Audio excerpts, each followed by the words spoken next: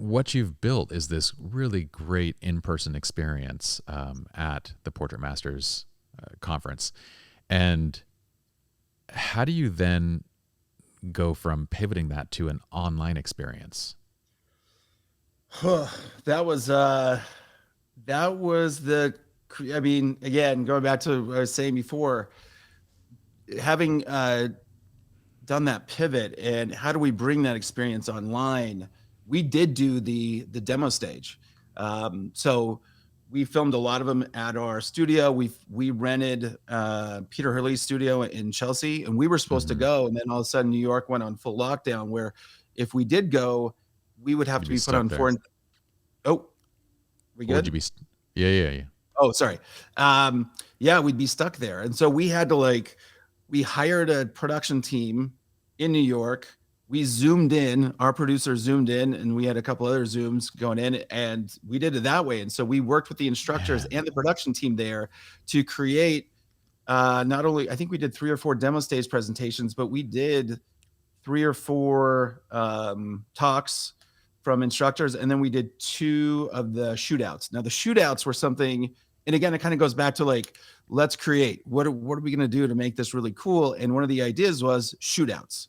So Profoto, Sony, and Canon were the three major sponsors. And they each got a shootout as part of their thing, and so each day would feature 4 photographers, same model, you pick the backdrop, you pick the lighting, and you've got 30 minutes, go. And so it was just like all these photographers coming in at just such different ways. Like for that's so Canon, cool.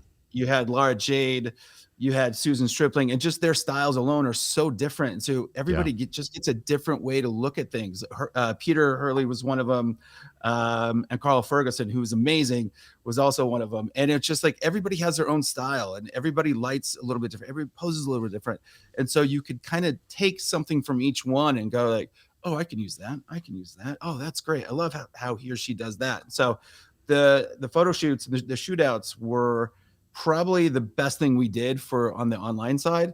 And that's hmm something that can translate to the in-person side too. Like we'll probably do some sort of shootout, I'm sure, at the next Portrait Masters in person.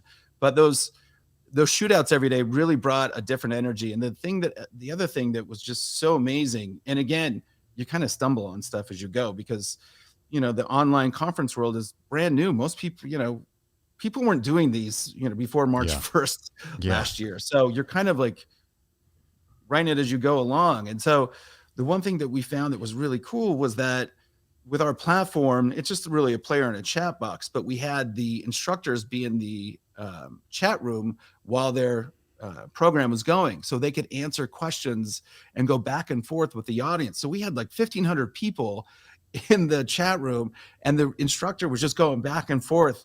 And I remember Carolyn Tran said to me after, she's like, I'm exhausted. That was crazy, but I loved it because they had that interactivity with the attendees that you just actually don't even get it the in-person one type of thing. So You might have a crowd of people around you, but you're not going to be interacting with that many people. So yeah, so their classes is basically pre-recorded, and then as it's playing, they're in the chat room answering yeah, questions. Is that how it worked? yeah. So everything we did was pre-recorded, I except see. for Sue and Nikki Klosser were live introing each segment, kind of giving the audience like teeing it up, letting them know what was coming next, who the Okay. instructor was, kind of thing. And it worked out great. And then we gave away a ton of prizes. It worked out really, really well. It was one of the best things I think that we've ever been a part of.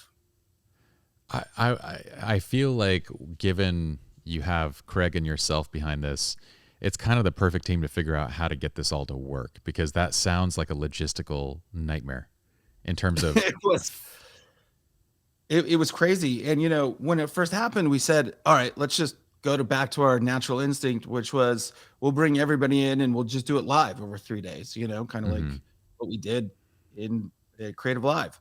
yeah. And then again, with the restrictions and everything, people didn't feel comfortable flying. Like we had 3 instructors in Canada, like I said, one in Japan. Matthew Jordan Smith was in Japan, and so there was no way for them to get over or for us to get to them. And so what we did is we hired production crews in each of those cities, and they ended up shooting it for Oh us, wow.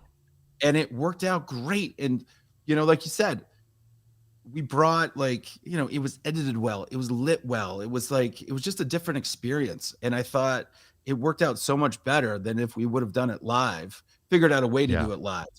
It was just a better product, and it was a lot better product for the end user because they Yeah. could keep it and watch it, go back and watch the shootouts and watch Tabitha Coffee's keynote, or watch Sue's keynote, like, or go back and watch the demo stage. So I think the product that we ended up creating was really, really good, and the consumers loved it. Our audience really, really loved it.